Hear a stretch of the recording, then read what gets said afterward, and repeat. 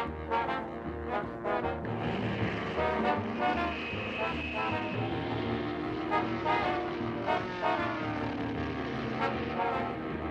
everybody, and welcome to another episode of the What's the Scuttlebutt podcast, your new favorite World War II based podcast. I am your host, Don Abernathy. I have a little house cleaning to get to before we get on with the show. As you noticed, Sunday came and there was no show. I have decided to move the posting date of this podcast to Monday evenings, and the reason being is I haven't really brought it up too much on this podcast, but I do host two different podcasts, and both of those podcasts are recorded on the same night, Saturday nights. Now, the other podcast I do, which is just a general topic entertainment podcast called the Waterman and D-Train Show, my co-host is Dave the Waterman. We are both can be heard on the Stan and Haney Show on 96 K-Rock and the 96 K-Rock app, 2 to 6 p.m. Monday through Friday. And the Waterman and D-Train Show podcast goes a little quicker and smoother because we both do radio. It doesn't require a lot of post-production. It doesn't require a lot of editing. And so I can get it recorded up and out of the way pretty quickly. With the layout of this podcast, because there's history involved, because I interview people who a lot of times don't do radio much or have never done radio or a extended interview format, it takes a lot of time to edit down for time, edit out long pauses, things like that. There's more post-production that goes into it. There's some research. And so to try to edit two podcasts in one day and get them both uploaded in one day, I feel sometimes this podcast doesn't get the production quality that it deserves. And so by moving it to Monday evenings, that gives me an extra day to put the final touches on it. And so until the day comes where I change my mind once again, the post date for the What's the Scuttlebutt podcast will now be on Monday evenings. And let's get on with the show. So last Christmas, a friend of mine, Stan, got me a new book for Christmas. And being a World War II fanatic, he knew the best thing to do for me is to get me a World War II based book. And he got me a book called The Forgotten 500 by Gregory A. Freeman. And to be honest with you, I wasn't familiar with this story, which is actually a good thing, because what better way to enjoy a new book than to read about something you weren't familiar with. And I probably got to chapter 2 before I got so excited I decided I have to have this guy on the show, because this is a great story. His form of writing is fantastic. I could not put this book down. I blew through it real quickly. And without further ado, joining us on the phone right now is Mr. Gregory A. Freeman. Gregory, how are you doing tonight? I'm doing great. Thanks for having me. Oh, thanks for joining us. Before we talk about your book, let's get a little history on you, because I see you actually have quite a decent-sized catalogs of books. I know you are also into journalism, and you have roughly about 25 years of experience. Give us a little background on you. Yeah, I'm a writer. My books all concentrate on mostly World War II, Vietnam, and I write what's called narrative nonfiction, which just means that the stories are completely true. I don't have to make up anything to fill in the gaps, but my goal is to have it read more like a novel. So it's a good read rather than reading like a dry history book. Now, when it comes to researching some of these history books and these World War II novels that you do you intentionally go out of your way to find stories that people aren't really aware of, or do you just come across things that you find interesting and take it from there? Yeah, I really seek out the ones that somehow have been overlooked over time. Stories that have some real gravitas, that have some real meaning, but somehow they just never really got the attention that they deserved. And the story of the Forgotten 500 is certainly one of those. The story of the Forgotten 500, the untold story of the men who risked it all for the greatest rescue mission of World War II. As I said at the beginning of this, I was completely blown away by this book, and I was completely, to be honest with you, amazed by your writing style. Because as you said, these are historical nonfiction, but as you also said, you write it to read like a novel. And one of the things I really enjoyed, not only did you tell the story about the men in this mission and those who were downed and we were trying to rescue, but you go into great detail about the organizing of the OSS, of Donovan, right, and all the things that happened. I don't want to give too much away, but some of the things the roadblocks that were intentionally be put up to prevent this rescue from going on because of political issues. And so not only do you tell the story of the guys involved, but you really give a whole grasp of everything that was going on, including the details required to build the story about, department heads and people who are involved in the policies and the politics of all of it. Yeah, that's one of the things I find so fascinating in a story like this, is that there are so many layers of it, so many circles of different people being involved. And, in case your listeners don't know, the basic story is about American and other Allied airmen who go down behind enemy lines in Yugoslavia. They're mostly bomber crews. And they go down behind enemy lines in World War II, and they're trapped back there. And they are rescued by local villagers, and they are harbored by a local Serbian general named Mihailovic. And they're hiding out, and then eventually the OSS, the precursor to the CIA, launches a very secret rescue mission to go get them. And so, yeah, as you were saying, there's so much going on in different areas with the men doing what they can to survive, the villagers helping them, the OSS operatives in Italy preparing this mission and training for it. And as you alluded to, there's so much that they had to overcome just to get the OSS operatives on site to help the rescued airmen. And it involved a lot of very frustrating international intrigue between people who should have been working together, and lots of complications. Well, it's bad enough to get shot down into enemy territory during a large-scale war such as World War II, but then when you go down to the finer point, not only are you in a German-occupied land, but you're also in a land that is also amongst its own civil war. And so you have the bigger picture of the Allies trying to fight the Germans, but you're downed in this country where you have two factions that are fighting amongst each other, and then the politics involved. And so as the airman, not only do you got to hope that you don't get captured by the Germans, but you got to hope that you don't get captured by the side of the Civil War that you were informed may not be the best friend or have your best interest in heart. Yeah, that's exactly right. Yeah. When they parachuted down into this region in Yugoslavia, these were all young airmen. They knew very little about what to expect in Yugoslavia, but what they had been told was that the locals in this area were very hostile to them, would cut their ears off and terrible things like that. What they found was just the opposite. They found these wonderful people, little babushka kind of old ladies, rushing out to gather them up and take them into hiding. And the people were incredibly generous to them and risking their lives to help these American airmen, because if they had been found out, the Germans would have exacted really severe retribution against the whole village. But in addition to that problem with the Germans who were right there nearby, these people were loyal to Mihailovic, who was the general who was fighting for control of Yugoslavia with General Tito, the communist. So there was a civil war going on at the same time. They were trying to fight off the German invaders.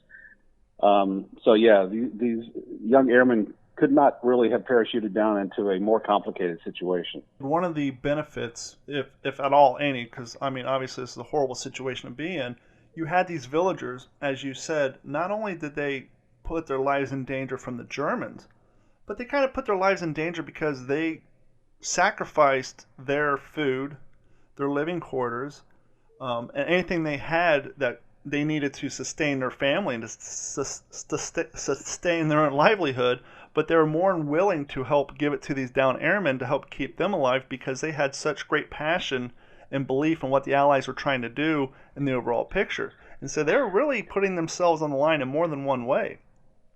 They did. These were people who were already, even before war broke out, just their daily life on a very normal basis was pretty hard living. And then along comes the Civil War in their country, and then the Germans invade. And so these are people who are in a very, very tough day-to-day existence with, barely enough food to get by. But when they had these airmen in their midst, they would give up practically everything to help the airmen. And it was really touching to some of the airmen, to all the airmen, when they realized how much these people were giving to them, how much they were sacrificing of their what very little they already had to help the airmen. And the villagers, they explained it by saying they just so greatly appreciated that these were men from a totally different land who had sacrificed themselves, had risked their own lives to come help push the Germans out of their country. And even though this was 1944 and much of the world was made up of farmers, the geographical location and the soil of this area wasn't really conducive to farming. So it's not like, okay, let's plant some more crops. I mean, it was really scrabble to find and, get whatever things they could to eat. The bread, as you stated in the book, they kind of cut it, if you will, with straw and hay to make up for lack of flour and other baked goods. Right. Yeah, it was a very hard scrabble existence, even in good times, and these were not good times for anyone. But they sacrificed for these American airmen, and it was a tremendous act of charity. So not only did the airmen, they land and they had the graces, if you will, of the villagers helping them out, the actual rescue and how their plight became known to us, the Allies, was almost kind of an act of God in itself, because once again, not to get too much away, but due to the politics involved in the chain of command and the different communications through the different governments, information wasn't exactly getting passed along quickly. And so right. how the gentleman who ended up heading up this mission, how he found out about it, was basically through his wife, through a dinner right. party almost. Yeah, it's an incredible story, but it's absolutely true. His wife, he had met his wife in Yugoslavia. Their whole story of getting her out of Yugoslavia in the early days of the war is a tremendous part of the book itself. It's just an amazing love story and adventure on its own, just them getting her to America. And then when she is in America, she makes contact with some of the local Yugoslav expatriates, and she just kind of by word of mouth hears, there's all these American airmen in the mountains, and our people are trying to help them as best we can. And so she kind of innocently writes to her husband in Italy saying, are you guys doing something to go get those airmen? And that's essentially how he finds out that they're there. And from there, everything goes into movement for launching the rescue. And back again to your style of writing. In this book, it's 280 pages, and you probably tell, I would say, one big story and about 6 to 7 sub-stories, but tied in all together in such a great way that it's not confusing. It's not like, okay, here we go. Can we get back to the plot? It doesn't feel like homework. Like I said, I couldn't put this book down. It's a quick 280 pages. It's a great read. And I really want to compliment you on that skill. Well, I really appreciate that, because that's really exactly what I'm going for. In the end, when you finish the book, I hope that I've imparted a whole lot of knowledge that you didn't have about this incident. But I hope you feel like you just read something really enjoyable. You just read a good story, and along the way, you learned a lot of things. That's really nice to hear that it had that effect on you. Now, some of the stories, the first-hand stories in this book, did you get from survivors, or was that from libraries? Almost all of the stories of the individual experiences are from survivors. I met a great deal of the veterans, the rescuers, people like Voinovich, who organized the whole rescue. It was just amazing to hear their first-hand stories and then find ways to weave all of those stories together. Well, and another great gift in this book, a lot of people such as myself who are big into history, whenever I read a book or even see a movie based on a true story, the first thing I do is I go on the internet and I try to find photos of the real people. And you have some great photos in this book, which saves people time from having to do that. I mean, I can only imagine that you probably got most of these photos from some of the survivors you interviewed or their families.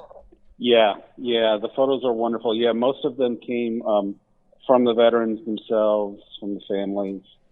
And I was so thrilled to find some of them, like the pictures of the men in the village as they were waiting to be rescued, and the pictures of the rescue itself. Them actually climbing on board the C-47s and things like that was pretty amazing to see.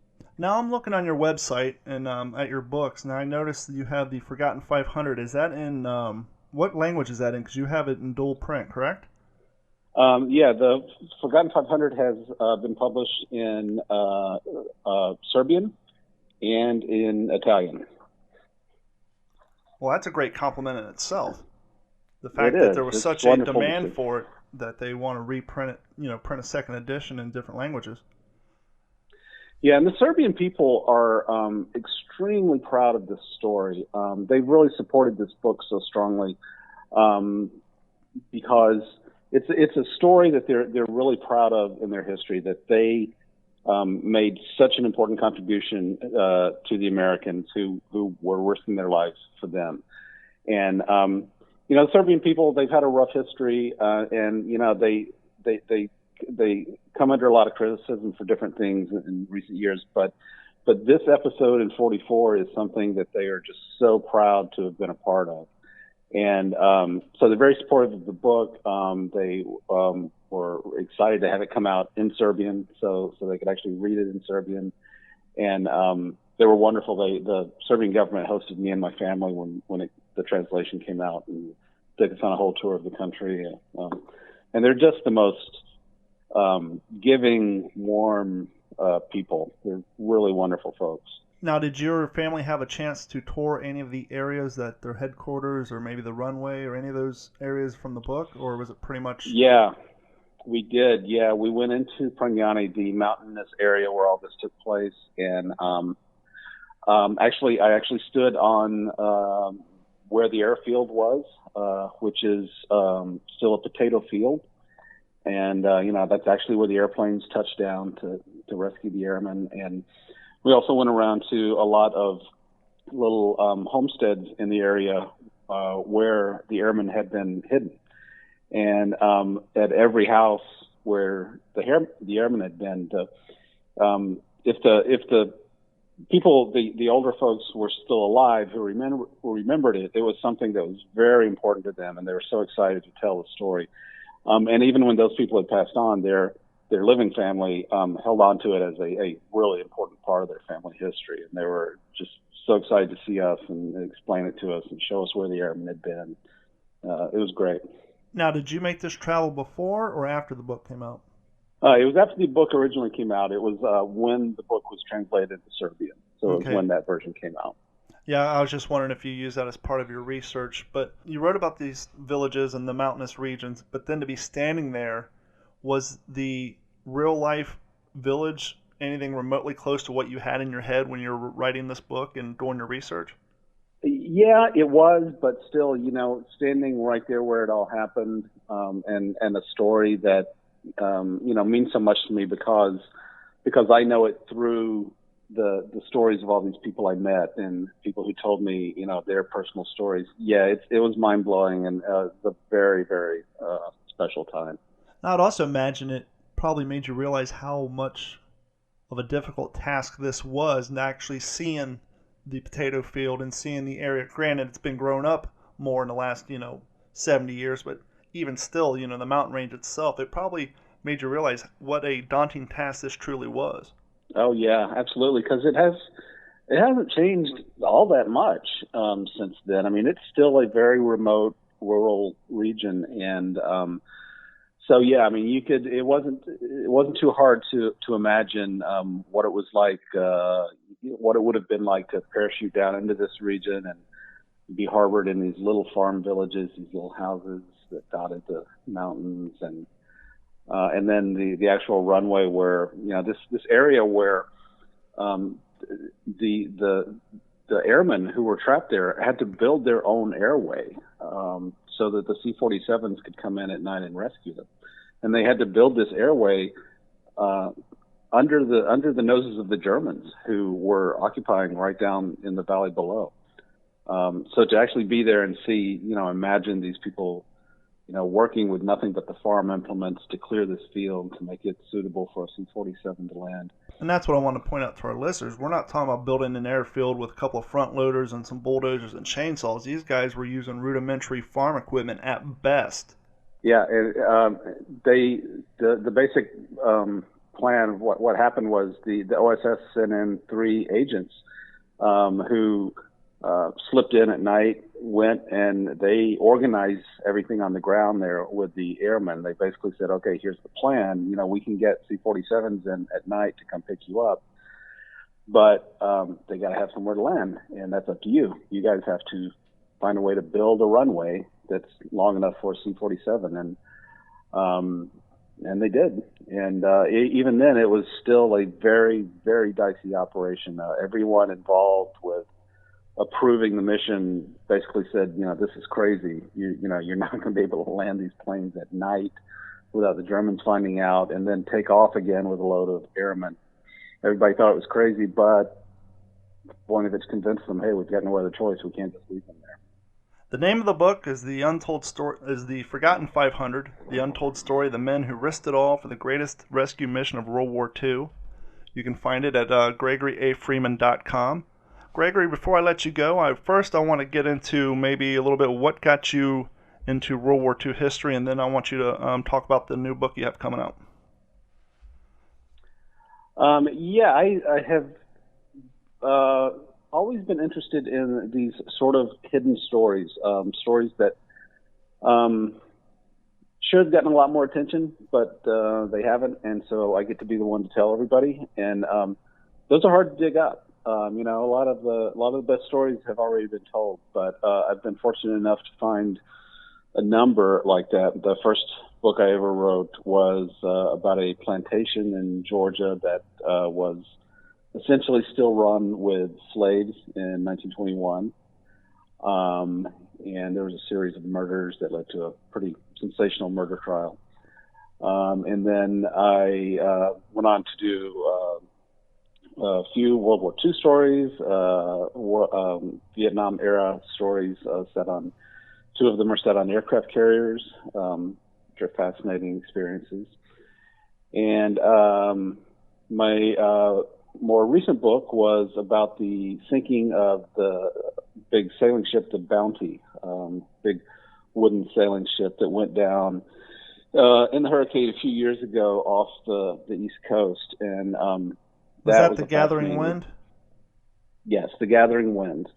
Yes, it's a fascinating tale of these young people who sailed directly into a hurricane because they trust their captain. Their captain is older and more experienced, and they trust their captain, and he, for some confounding reason, sails them directly into a hurricane. I'm also working on some other projects, including my first piece of fiction, which is set in the Civil War. How's that transition been for you? It's very different. Yeah, writing fiction is very different from writing nonfiction. It's my thing up to this point has been, give me the facts and I can spin them into a really compelling story for you. Having to come up with a story on my own and find out what happens on the next page, that's a little bit of a different challenge. But I'm enjoying it. It's a good challenge. Well, because when you're doing a biography, you have the facts, you have the stories that are told to you by the survivors or by their families, and that kind of gives you a timeline, an outline, a storyboard, and then your job is to connect it all and make it interesting reading. Whereas, as you said, with fiction, granted it's Civil War and you have a lot of historical aspects in there, but you have to kind of quote-unquote make it up. That also gives you a lot of freedom. It does, yeah. Which is both a blessing and a curse. I mean, it's a freedom to make it up however you want it to be, but but then you have to make it be something that makes sense with your story and brings the reader along with you. Let me ask you a question. How have you noticed any big change in the publishing industry since you first got started, as far as I don't know, just the whole thing? Because obviously a lot more books are going to the digital format. Do you find it's changed, or is it pretty much stayed the same? Yeah, it has changed a good bit. I kind of came into the publishing industry on the tail end of what I guess a lot of us think of as the old, more traditional ways of book publishing. A little before digital media was really coming into its own and that sort of thing, and before the explosion of the internet, where you just have so much more information available to you in various ways. So it does change. Um, books are still a viable medium, but you also have to expect that if you publish a book, it's going to be available in various other formats and everything, which is not a bad thing. I mean, it's nice that people can buy your book in digital media. My books are available on audible.com and digital downloads for your Kindle and all that kind of thing. So it's a good thing. It's just a little different. Now, when you do the audio versions, do you have a say in who narrates them? Do you do the narration? Do you find the voiceover actors that you enjoy, or is it something that the publisher handles? A little bit of all of that. I get approval for any actor that they want to do, and I have the option of doing it myself, but I prefer having a professional actor do it. I just think they do a better job with it. But yeah, I work with them pretty closely to help them get the tone right and help them understand some of the particular pronunciations and names and sort of style of reading one character versus another, that kind of thing. To help kind of relay the personality of the character? Right. Let me ask you this. It's a pretty interesting process. Yeah, well, I can imagine. I've brought up on past episodes, talking to fellow historians and reenactors, I've said on more than one occasion, I think it's very, very important in the days that we're in to at least, at a minimum, keep our history books in a hard copy format. It kind of concerns me that if we stop printing hard copy formats of our history, how easily it would be to edit history if people who don't agree with that history somehow get in power in some way. I mean, it sounds a little conspiratorial, but as you know, it's easy to highlight, delete, and hit save on something. Whereas when you have a 70-year-old book, 80-year-old book, 5-year-old book, you can't edit a hard-written copy that's already been published and sitting on someone's bookshelf. Yeah, that's true. Yeah. I mean, as much as I support digital media and people having different options for consuming your work, I still need a hardcover book in my hand, and I hope I'll never see the day when my books only come out in some sort of digital format. I want a hardcover. Well, I'll be honest with you. I've yet to download a digital copy of any books. All the books I have are still in hardcover. Actually, and that too. I enjoy a softcover book, but I really love the hardcover books. And to me, with all the digital in our lives, I mean, not only do I do podcasts and work in radio, but I also have been running an IT firm for 14 years. And so at the end of the day, the last thing I want to do is pick up a tablet to read my books. I want to lay on the couch or in my bed and crack open a book, have it in my hands, and just unplug. Yeah, I'm a purist that way too. I mean, I totally get that it's easier to carry around your Kindle with 100 books on it and stuff like that. But yeah, I'm sitting in front of a computer screen all day too, and when I sit down at night to read something for pleasure, I don't want to look at a screen anymore. Yeah, I want a book in my hand that I can fall asleep with. Well, I mean, unless you're a touring musician or a college kid, what do you need 100 books in your backpack for anyhow? Right. Are you a vacuum cleaner salesman, for God's sakes? One last question for you. You mentioned when you do your stories, you really like to find the untapped stories, the untold stories. And as you also stated, especially when it comes to World War II, a lot of the media out there, whether it's video games, books, movies, TV programs, a lot of it is the retelling of the same story.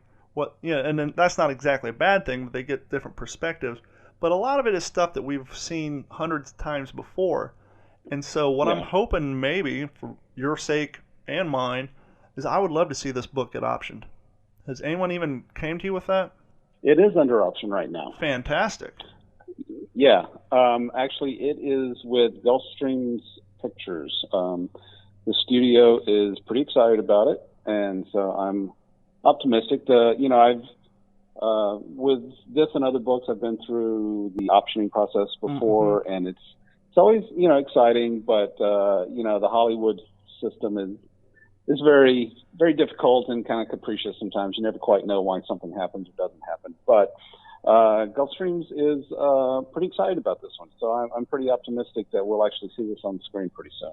Yeah, options are very encouraging, but unfortunately, just like anything else in the entertainment industry, they're not guaranteed. Right.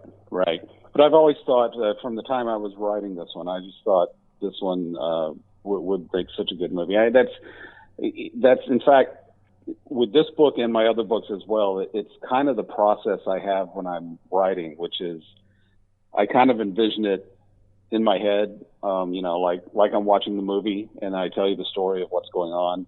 So I have a kind of cinematic, very kind of visual imagery going on as I'm writing the books, and I think that, well, I've been told by screenwriters and the folks in that industry that really helps it translate very well to a film format. Well, and you may not be able to give away too much about the option, but with a book such as The Forgotten 500, like I said, the amount of sub-stories involved and the character development that would be required, I almost think it would be a great 12, 13-part miniseries, almost like The Pacific or Band of Brothers. I think there's a little too much information. It would either be a long feature film, or they would have to cut out a lot of the quality storytelling in there. Yeah, that's been considered before too, and it's not even necessarily off the table with this option. They're looking at a major motion picture release, but you're absolutely right. There's enough of the different stories there that you could definitely break it into a series. Well, Gregory, I want to thank you for your time. Once again, the name of the book is The Forgotten 500. You can purchase it on his website, GregoryAFreeman.com. And do me a favor. You can actually purchase it on Amazon.com. You can go to my website for more information about all of my books, and they're all available for purchase on Amazon. If you hear any more information about the option in the future and it gets moving and you want to share it with my listeners, please let me know. And if you want to promote any more of your books, please let me know and we'll get the word out. That's great. Absolutely. I appreciate that. Thank you so much for your time, Gregory. You have a great night. Great. Thanks for having me. Good night.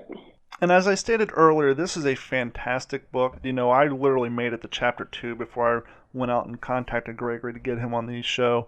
And I'm so happy to have had him on. So please go out and check out this book, The Forgotten 500. You will not be sorry you did. It'll be a great addition to your World War II library. And thank you so much for tuning in to another episode of the What's the Scuttlebutt podcast. Just a quick reminder, you can find everything you need to know about our podcast at whatsthescuttlebutt.com. Now, I know that's a lot of typing. It's a big domain name. So you can find us on Facebook at Scuttlebutt Podcast. You can find me on Twitter. Just look me up at DTrain96KRock. If you're one of those people who download each episode from our website and then try to play it on your phone in your media player, I have found from past personal experiences that whenever you pause the show or the app closes out, when it restarts, you have to start all over. You got to fast forward, find out where you left off. It can get really frustrating and sometimes deter you from listening to the podcast, whether it's mine or someone else's. And so I would strongly recommend either using the 96KRock app, use the Stitcher Podcast app, or if you're an iTunes fan, you can download us on iTunes. And the nice thing about those apps is when you pause them, you come back later, it'll pick up exactly where you left off. I know Stitcher, you can actually control the fast forward and rewind from your car radio controller if your car radio is Bluetooth enabled. And so if you want to streamline your podcast listening habits, check us out on Stitcher, iTunes, or the 96KRock app. Thank you for joining us this week, and once again, we've moved our show post dates to Monday evening, so we will see you next Monday.